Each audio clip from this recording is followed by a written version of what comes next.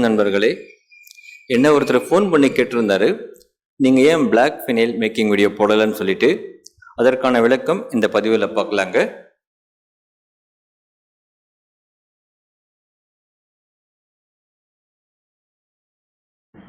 ஏற்கனவே நம்ம white phenyl, colour phenyl, scented phenyl நிறைய மேக்கிங் வீடியோ போட்டிருக்காங்க.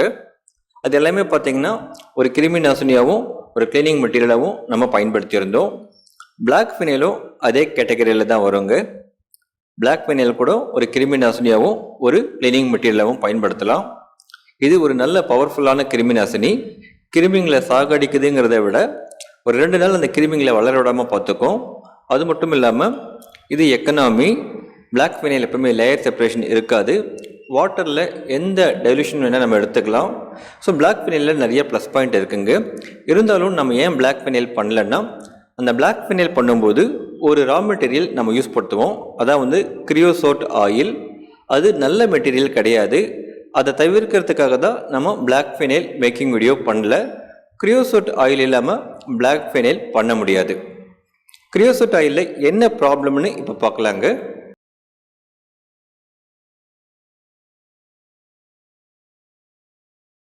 கிரியோசோட் ஆயில் அப்படிங்கிறது தார்லேருந்து எடுக்கக்கூடிய ஒரு மெட்டீரியல்.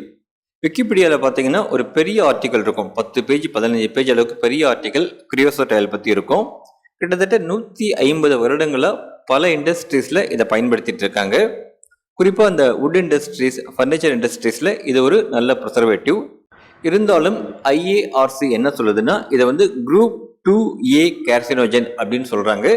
ஸோ இந்த காரணத்தால் தான் நம்ம இதை பயன்படுத்தலை. இதை இன்னும் கொஞ்சம் டீட்டெயிலாக புரிஞ்சுக்கலாங்க. இல்லை 3 டேர்ம் இருக்குங்க. IARC, group 2A carcinogen. இந்த 3வது இருக்க டேர்ம் எல்லாருக்குமே மீனிங் தெரிஞ்சிருக்கும். இருந்தாலும் நான் ஒரு டைம் சொல்கிறேன். கேன்சர் ஏற்படுத்தக்கூடிய காரணி, அதான் வந்து கார்சினோஜன். இப்போ IARC அப்படின்னா என்னன்னு பார்க்கலாங்க. International agency for research on cancer. இது வந்து வேர்ல்டு ஹெல்த் ஆர்கனைசேஷன், அதாவது உலக சுகாதார அமைப்பு, அந்த நிறுவனத்துக்கு உட்பட்ட ஒரு கிளை அமைப்பு. இவங்க எதை பார்த்துப்பாங்கன்னா, கேன்சர் சம்பந்தப்பட்ட விஷயங்களை மட்டும் பார்த்துப்பாங்க. கேன்சர் ஏன் வருது, அதை எப்படி தவிர்க்கிறது, ஸோ இந்த மாதிரி விஷயங்களை மட்டும் பார்த்துக்கக்கூடிய ஒரு தனி அமைப்பு.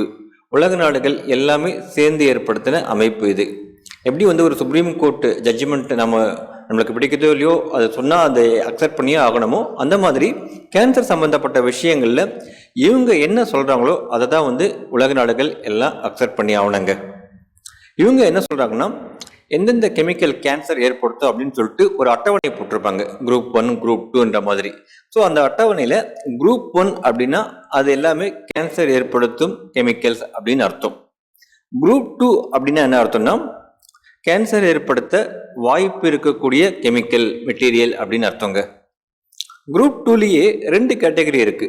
2A, 2B.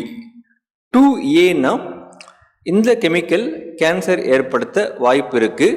அது மட்டும் இல்லாமல் அந்த கேன்சருக்கான காரணம் இந்த கெமிக்கல் தான் சொல்லி ப்ரூவ் பண்ணியாச்சு. அதான் 2A.